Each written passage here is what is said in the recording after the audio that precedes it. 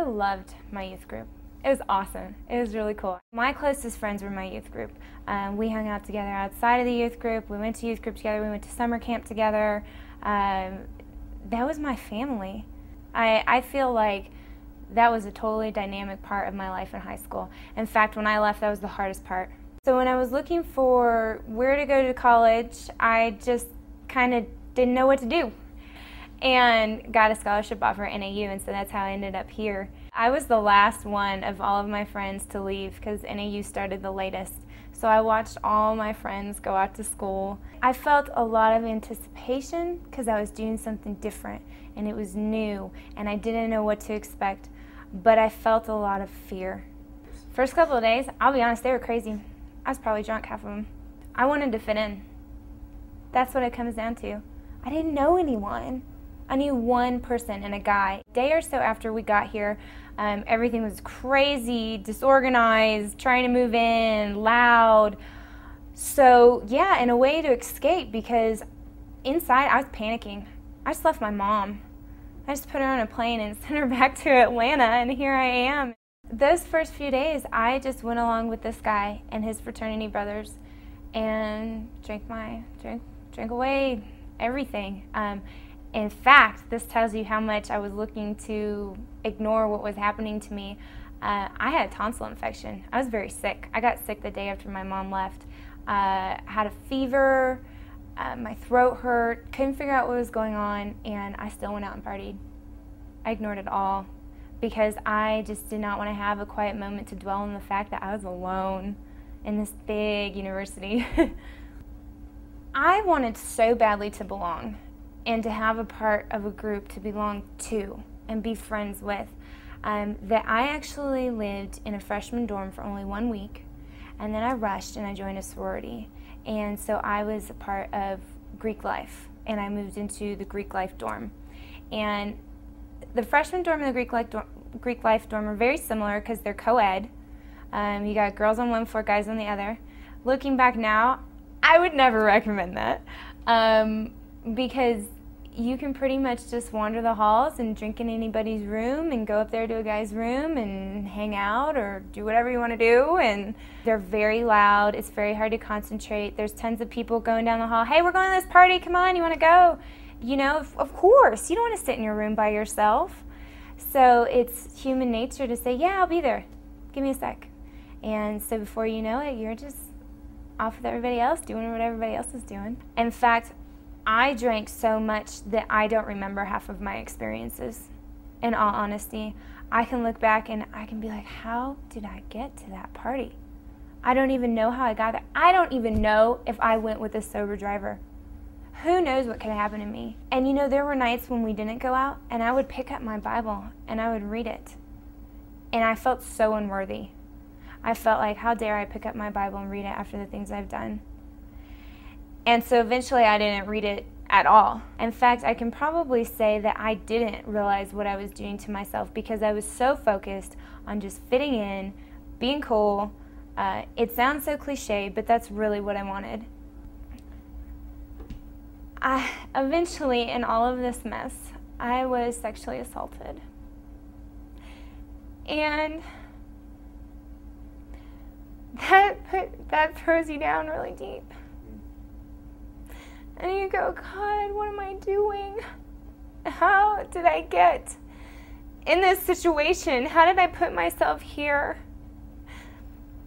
And I went home so broken for Christmas.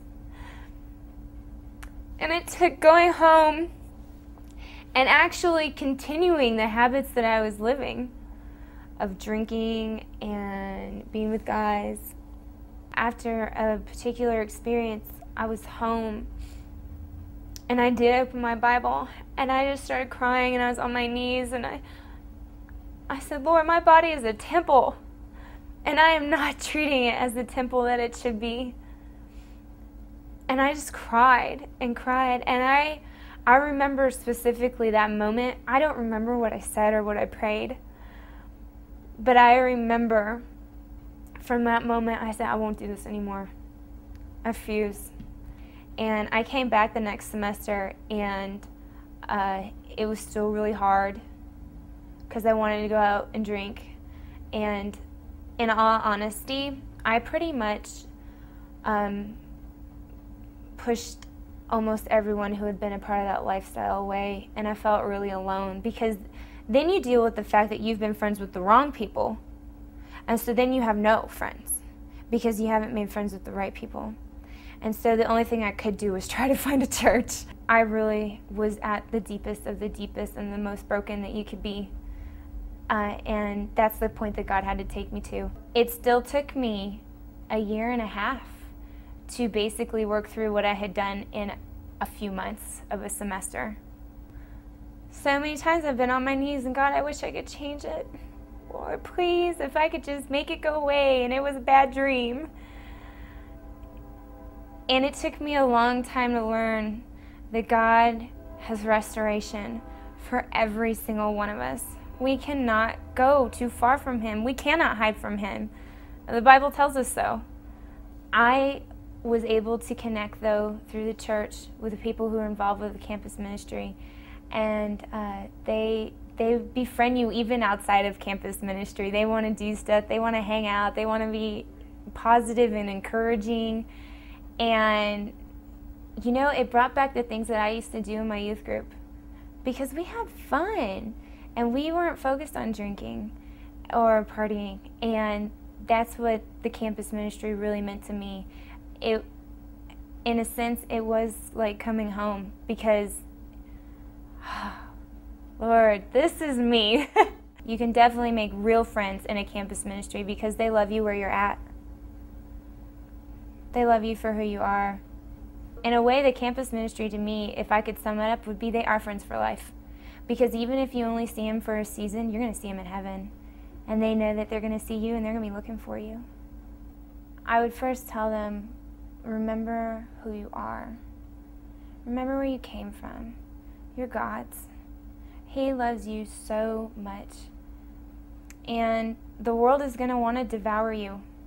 They're going to put everything in front of you the world possibly can, the enemy possibly can, to make you fall. And the best way to stay sure of who you are in Christ and who you are, the person that God created you to be, is to find a campus ministry that you connect with. Because from there, they're going to lead you to churches that they know in the area. Some of them will probably live in the area. You'll be able to make friends with families who are there, so you will have people there who you know, and it's a part of your community. Not only that, they can sympathize with you because they're going through the same exact pressures that you are. You know, I really wish I had a way to have found a Christian roommate. I didn't know my roommate, and she was all about partying, and so I wanted to be friends with my roommate, so that's what I did.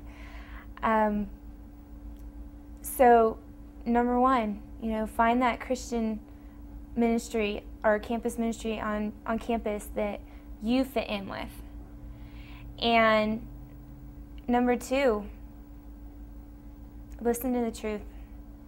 Don't listen to the lies. Because the enemy will tell you that, yeah, you can party tonight and you'll still be fine. Nothing's going to happen. Yeah, just in moderation. That's not the truth. That's a lie. And he will try to take you one by one with those little lies. And before you know it, you will be spiraling down a tunnel that you can't get out of. And so don't listen to the lies. Listen to who you are in Christ and who you know you are. And God will never fail you. You never think it's going to happen to you. That's the bottom line. You can't imagine the plan that the enemy has to destroy you, and you also can't imagine the plan that God has to prosper you. And so don't think it can't happen to you, because it can.